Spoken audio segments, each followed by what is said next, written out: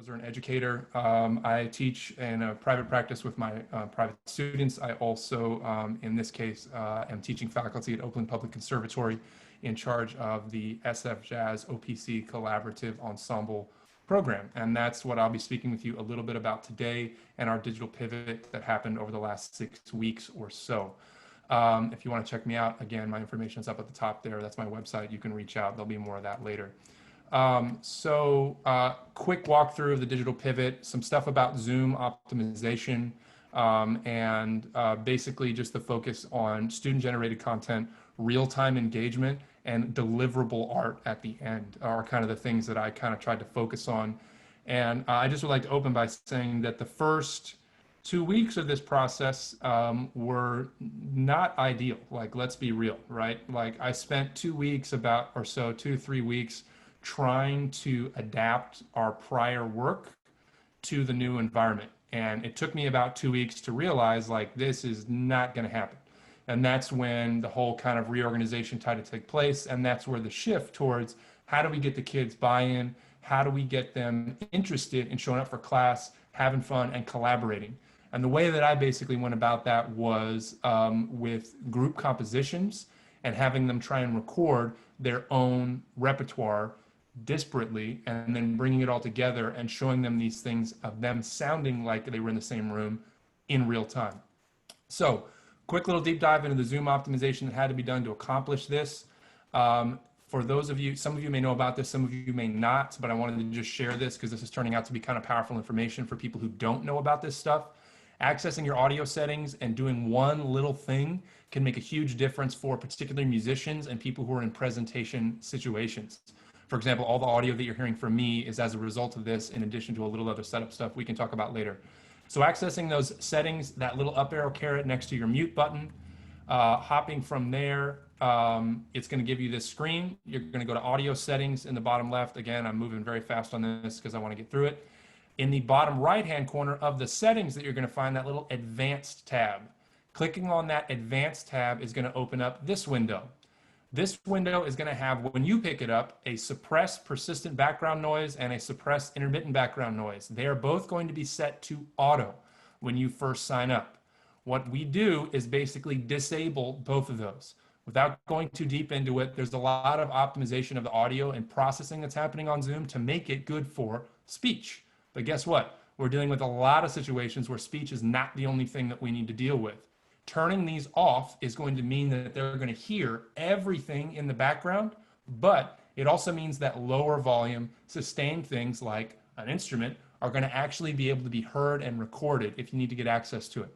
So that's one thing I wanted to mention that made a huge difference. The other thing here was learning about how to share live computer sound from a source machine, much in the same way that Nicole is doing to share music at the beginning of this meeting. If you've never done this before, the first time you click on share, and you click this little button in the bottom left-hand corner, it's going to download a new packet from Zoom that basically allows you to have Zoom show up as an external audio device. For those of you who have a Mac machine, you're going to be used to seeing some type of window like this. This is new. And this is basically allowing you to decide whether or not to send audio to a meeting in real time. So if there's a Windows equivalent of this, we can do a deep dive later, but those are the two basically optimization things I had to do in order to be able to facilitate the work that I did at OPC. So the scaffolding that I built for this was basically in order to get student submissions, I had to host a Dropbox. That Dropbox, for example, OPC Level 1, allowed them to basically be able to record themselves and upload that content to a place that everyone had access to.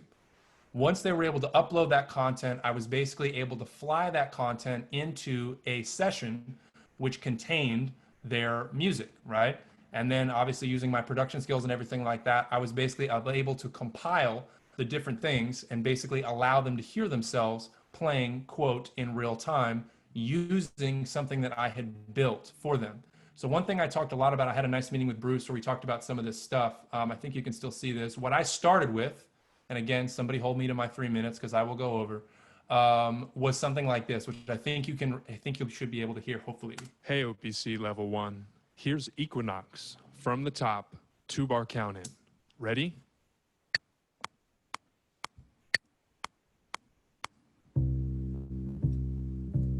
et cetera, et cetera. So what that is a click track with me narrating and giving the kids an idea of how the time is going to go by. And then I recorded myself playing a bass line for them to listen to, right? And that was a scaffold that I talked through for the whole tune.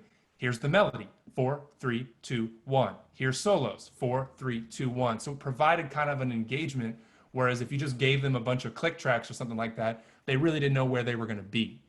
So using that as the initial point, we went through a couple weeks of student submissions. We'd look at their submissions as a class, listen to them, see if we liked them, talk about the things we did like and didn't like, and then they'd resubmit on a weekly basis to try and get a better and better usage of each one of the things they had to do. So after about 4 weeks of doing this back and forth with my middle schoolers and about a little bit less than that with my high schoolers, we were able to actually compile tracks. And then at the end, we're able to do a lot of cool things like talk about arrangement, talk about the different ways that they can generate content and do this on their own. So anyways, punchline at the end, we end up with content. And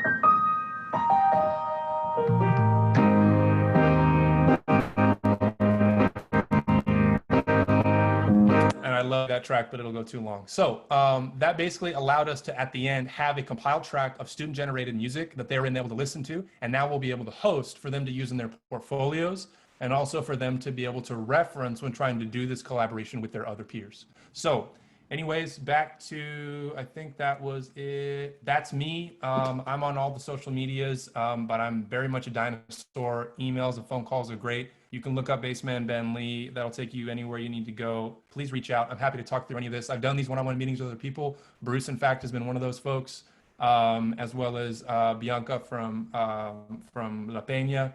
And I think that's about it. Thanks.